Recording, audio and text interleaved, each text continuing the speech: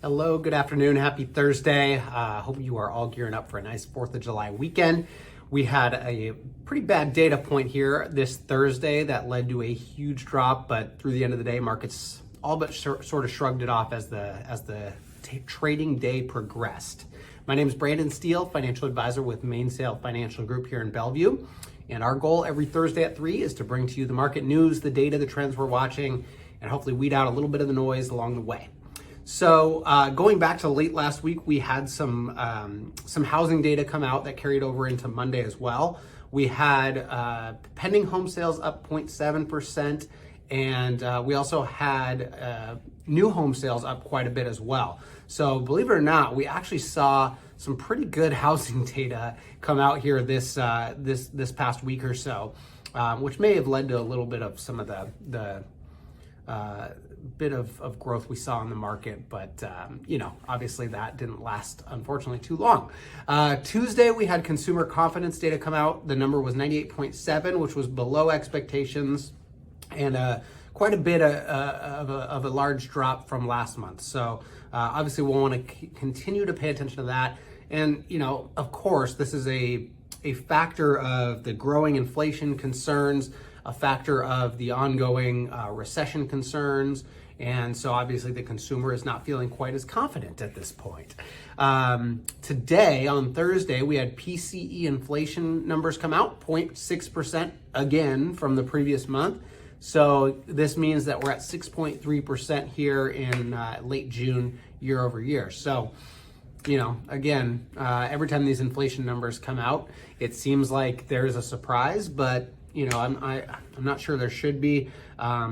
If there is any silver lining to this or any sort of, optimism to be found, the good news is that the M2 money supply, which is basically, money in circulation, that has grown significantly through COVID, and a huge contributing factor to these inflation points and all the higher prices that we're seeing today. It's not just supply chain, it's the money supply that's been in circulation. That has started to slow to some degree. It doesn't mean that, we're going to be out of this tomorrow, but if that continues, hopefully that is a sign that some of this stuff is working its way through and the money supply or the money in circulation starts to reduce a little bit, which, as you might imagine, can reduce the growth. Let's not say reduce prices, but the growth of prices moving forward. So that, that's a little bit of optimism in all this inflation talk, and something we'll definitely continue to keep an eye on as well.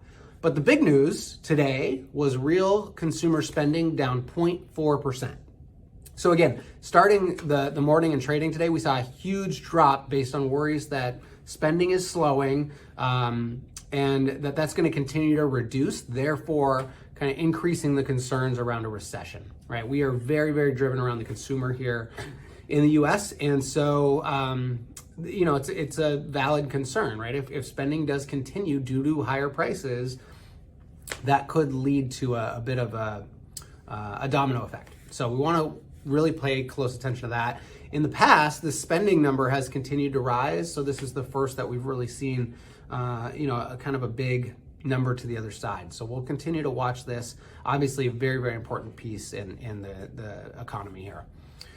Coming up, as a heads up, markets are closed on Monday, so have a great 4th of July, and hopefully it doesn't rain on you here if you're in the Pacific Northwest. We also have job openings next week and the beginning to jobs week, so we'll start to kind of share what we're watching there and prep a little bit for the following week where we'll have all the jobs data. For this week's question of the week, we've got a really good one, which is basically, what are some good investments or some things to consider with investments in periods of a recession?